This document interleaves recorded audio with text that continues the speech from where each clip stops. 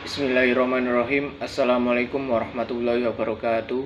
Perkenalkan, nama saya Ahmad Budiman.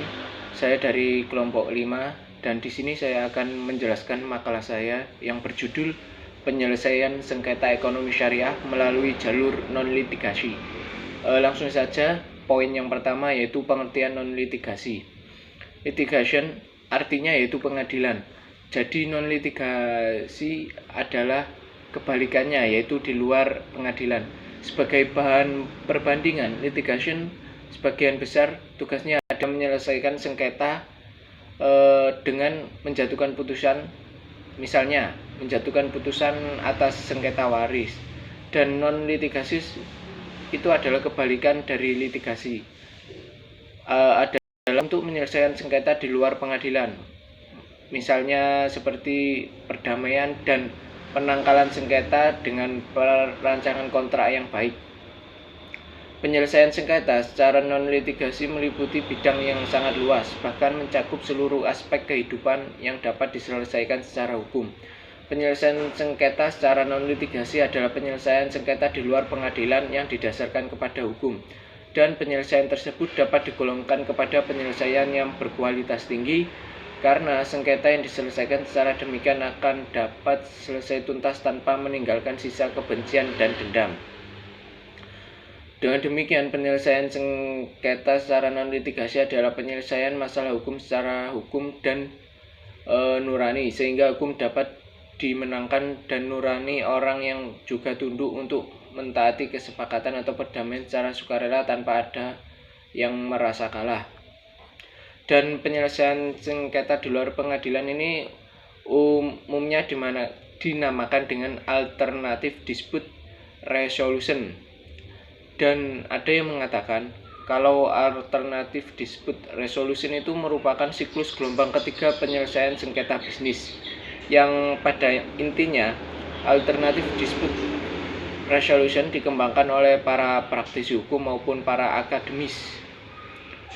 Dan dalam pasal 6 Undang-Undang Nomor 30 Tahun 1999 mengatur mengenai pilihan dalam penyelesaian sengketa melalui cara musyawarah para pihak yang bersengketa di bawah titel alternatif penyelesaian sengketa, atau yang dalam bahasa Inggris itu disebut dengan alternative dispute resolution. Yang selanjutnya yaitu landasan hukum penyelesaian sengketa non-litigasi. Penyelesaian sengketa non-litigasi pada dasarnya adalah cara penyelesaian sengketa yang dilakukan melalui perdamaian, dan landasan penyelesaian sengketanya adalah hukum. Dan adapun landasan hukum penyelesaian sengketa non-litigasi dapat dikemukakan dalam sebagaimana berikut ini. Yang pertama yaitu dijelaskan dalam pasal 1338 KUH Perdata yang menyatakan bahwa semua perjanjian yang dibuat secara sah berlaku sebagai undang-undang bagi yang membuatnya. Yang kedua, pasal 1266 KUH Perdata menyebutkan bahwa syarat batal dianggap selalu dicantumkan dalam persetujuan timbal balik manakala salah satu pihak tidak memenuhi kewajibannya. Yang ketiga, pasal 1851 sampai dengan pasal 1864 KUH Perdata tentang perdamaian, bahwa perdamaian adalah perjanjian karenanya perjanjian perdamaian itu sah kalau dibuat memenuhi syarat sahnya perjanjian dan dibuat secara tertulis. Perdamaian dapat dilakukan di dalam pengadilan maupun di luar pengadilan.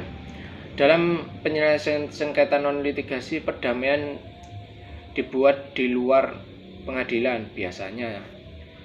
Dan yang keempat yaitu landasan hukum penyelesaian sengketa non-litigasi dijelaskan dalam Undang-Undang Nomor 30 Tahun 1999 bahwa arbitrase adalah cara penyelesaian sengketa perdata di luar peradilan umum yang didasarkan kepada perjanjian arbitrase yang dibuat secara tertulis sebelum atau sesudah sengketa dengan menunjuk seseorang untuk memberi putusan atas sengketa yang dilakukan oleh kedua belah pihak. Yang selanjutnya yaitu jenis dan bentuk penyelesaian non-litigasi. Bentuk bentuk alternatif penyelesaian sengketa itu ada 5. Yang pertama yaitu konsultasi. Konsultasi merupakan suatu tindakan yang bersifat personal antara pihak konsultan dan klien. Jadi konsultasi itu hanya ada 2 orang. Yang pertama yaitu pihak konsultan dan klien saja. Yang kedua yaitu negosiasi. Negosiasi adalah sarana bagi para pihak yang bersengketa untuk mendiskusikan penyelesaiannya tanpa keterlibatan pihak ketiga sebagai penengah, sehingga tidak ada prosedur baku, akan tetapi prosedur dan mekanismenya diserahkan kepada kesepakatan para pihak yang bersengketa. Yang ketiga, mediasi. Mediasi adalah penyelesaian sengketa dengan dibantu oleh pihak ketiga atau mediator yang netral dan tidak memihak antara satu dengan yang lainnya.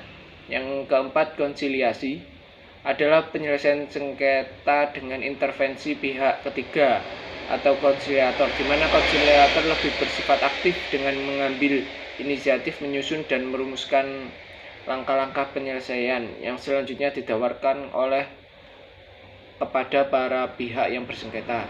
Yang terakhir yaitu penilaian ahli, merupakan pendapat ahli yang dapat dipahami dan diterima oleh para pihak yang bersengketa.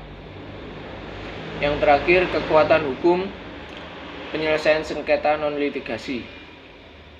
Jalur non-litigasi ini dikenal dengan penyelesaian sengketa alternatif, dan penyelesaian perkara di luar pengadilan ini diakui dalam perundang-undangan di Indonesia.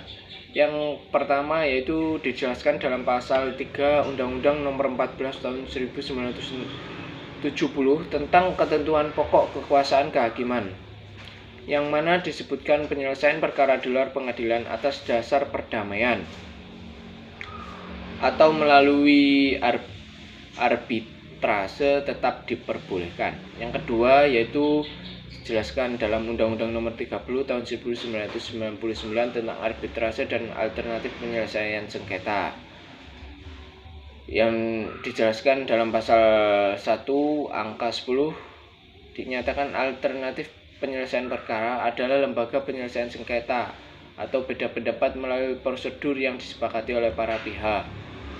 Jadi kekuatan hukum penyelesaian sengketa non-litigasi di Indonesia itu sudah dijelaskan di dalam 2 undang-undang. Yang pertama, Undang-Undang Nomor 14 Tahun 1970 dan Undang-Undang Nomor 30 Tahun 1999. Sekian dari saya, kurang lebihnya mohon maaf. Wassalamualaikum warahmatullahi wabarakatuh.